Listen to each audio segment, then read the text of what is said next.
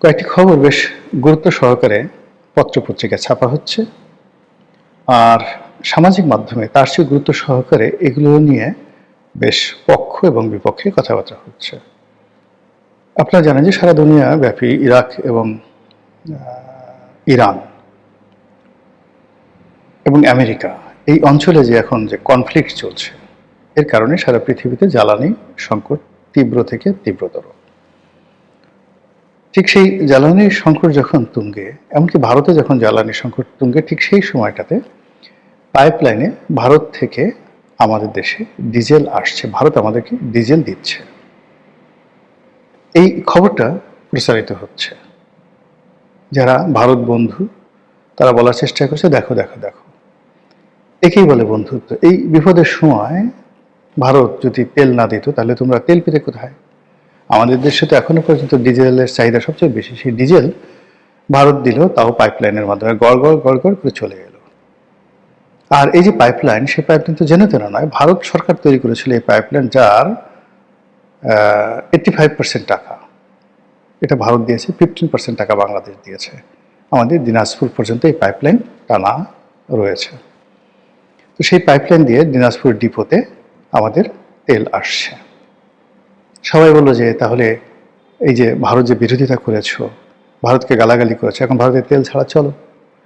এরপর আবার দেখলাম আরেকটি খবর যে মংলা বন্দরে সেই বিশাল একটা চালান আসছে, ভারতীয় চাল। সেটা খালাস হচ্ছে বস্তার পর বস্তা। কত 50 লাখ মেট্রিক টন না 50,000 metric ton, I don't know. কিন্তু এরকম কথাবার্তা হচ্ছে যে বিশাল চালান আসছে ভারত থেকে।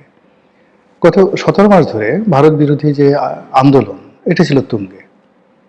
আমাদের যে হাদি নিহত হলেন, তিনি বিখ্যাত ছিলেন ভারত বিরোধী বক্তব্যের জন্য।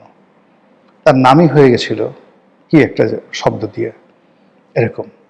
এরপরে সেই ইনকলাব জিন্দাবাদ, ভারতের দিল্লির আধিপত্যবাদ শেষ করো, এটা নিয়ে বিভিন্ন ইল্লু পিঙ্কুদের যে দল, তারা যে চিৎকার চেঁচামেচি করেছে, এবং তাদের অনুসারী যে সকল লোকজন রয়েছে, মানুষরূপী ভেড়ার দল রয়েছে, তারা শুধু বাবরি দুলিয়ে, মাথা দুলিয়ে, পাশা দুলিয়ে বলেছে ভারত নিপাত যাক, মোদি নিপাত যাক, দিল্লির নিপাত যাক।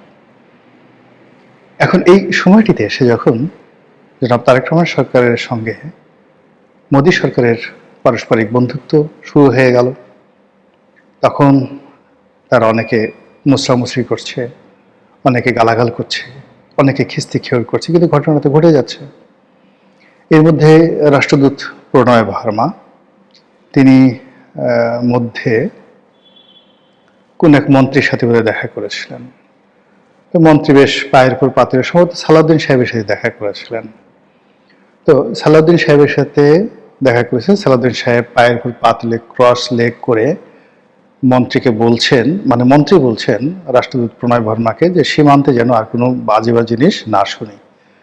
তখন সবাই বললেন যে হায় হায়, দেখো কি ক্ষমতা সালাউদ্দিন সাহেবের। আর ওখানে যে ছবিটি, সেখানে সালাউদ্দিন সাহেব পায়ের উপর পা তুলে ক্রস লেগ করে বসে আছেন, আর প্রণয় ভার্মা একদম কাছুমাছু হয়ে তার সামনে বসে আছেন। তখন বললেন যে দেখো তারেক রহমান সাহেবের ক্ষমতা কত দূর। কিন্তু এক সপ্তাহ যে সারতে পারেনি।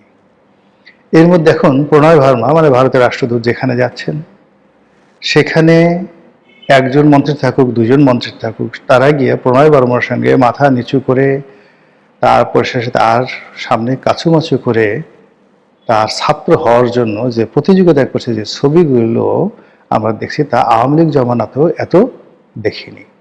এক সপ্তাহ কিন্তু সেই সালাউদ্দিন সাহেব যে ভাবসাব দেখালেন, সেই ভাবসাব আর থাকলো না।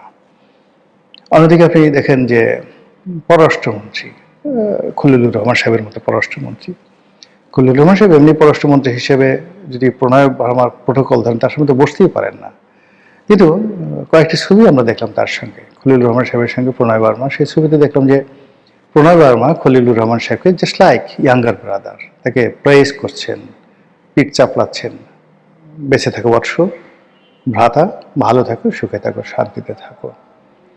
তাহলে এই যে আওয়ামী লীগের বিরুদ্ধে যে অব্যাহত প্রচার, ভারত বিরোধী প্রচার, সেটার ফলাফল কি দাঁড়ালো বলেন তো?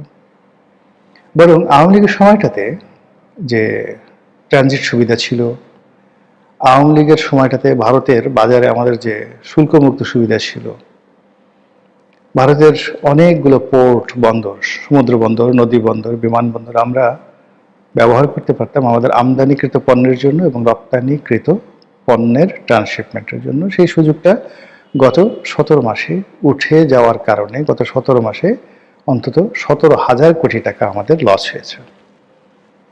এটা দ্রুত, মানে এই চাল ডাল আটা ময়দার চাইতে এই সুযোগ সুবিধাটা দ্রুত ফিরিয়ে আনাটা আমাদের দেশ জাতির জন্য কল্যাণকর। তারেক রহমান সাহেবের জন্য, ব্যবসা বাণিজ্যের জন্য এটি কল্যাণকর।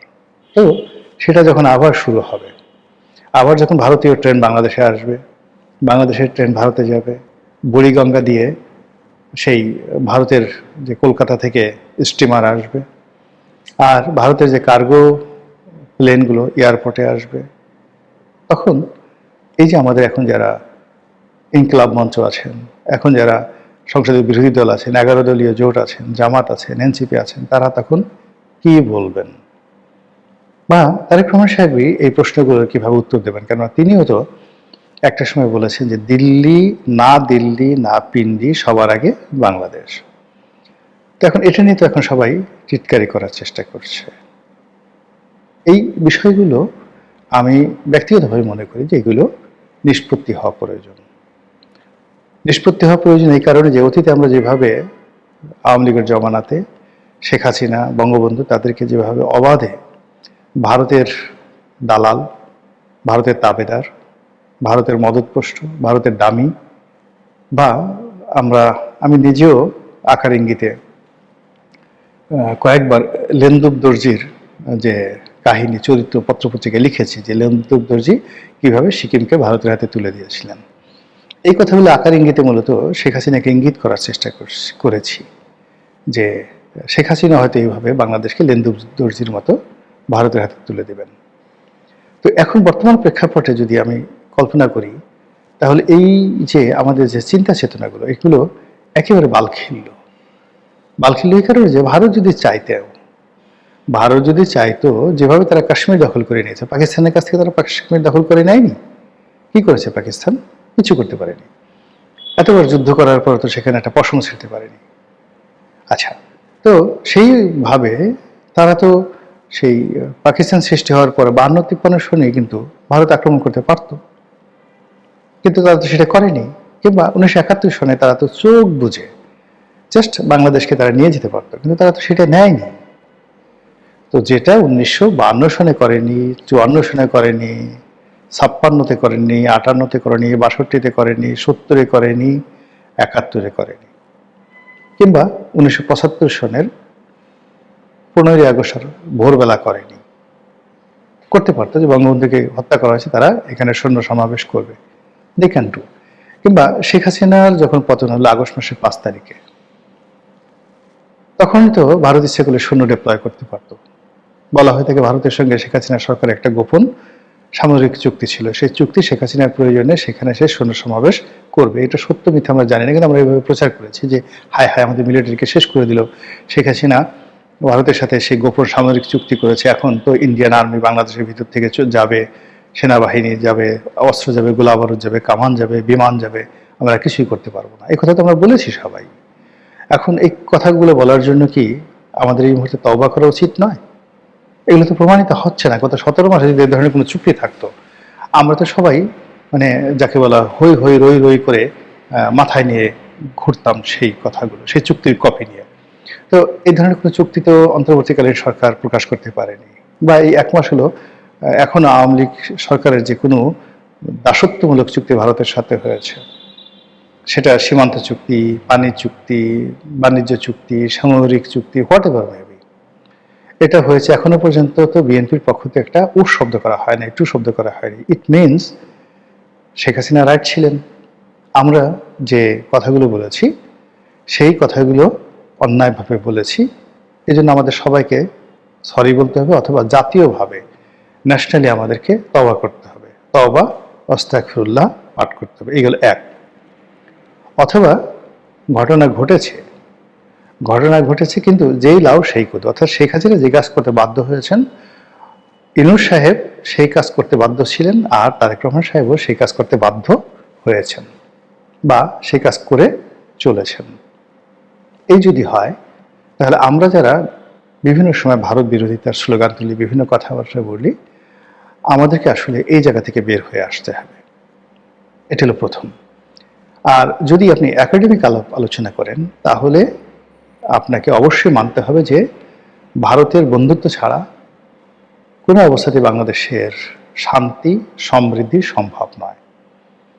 ভারতের বৃহত্ততার কারণে, অর্থাৎ ভারতের বৃহত্ততা, বৃহৎ আকৃতি, বৃহৎ আয়তনের কারণ তাদের সামরিক শক্তি, অর্থনৈতিক পাওয়ার, তাদের স্ট্রং ডেমোক্রেসি, তাদের শক্তিশালী আমলাতন্ত্র এবং একই সঙ্গে তাদের যে গ্লোবাল কানেক্টিভিটি, সব মিলিয়ে মানে যেখানে আমেরিকা ভারতের সঙ্গে টেক্কা দিতে পারছে না, রাশিয়া পারছে না, চীন পারছে না, সেখানে আমরা বাংলাদেশে বসে একটু ইউটিউব করি আর সারাক্ষণ গুড়াকির্মির যন্ত্রণায়, মানে একদিকে ইউটিউব করে অন্যদিকে গুড়াকির্মির যন্ত্রণায় ঘুষুর করে করে সারাক্ষণ শুধু দিল্লিকে গালাগালি করি। এটা যে আমাদের পুরো পায়ুদেশ, পশ্চাৎ দেশ, এটা যে একেবারে ধ্বংস করে ফেলেছে গুড়াকির্মিতে, এটা আমাদের অনেকের কথায় যেভাবে ফুটে ওঠে, এটা আমরা নিজেরা বুঝতে না পারলেও যারা দর্শক তারা কিন্তু ঠিকই বুঝতে পারেন।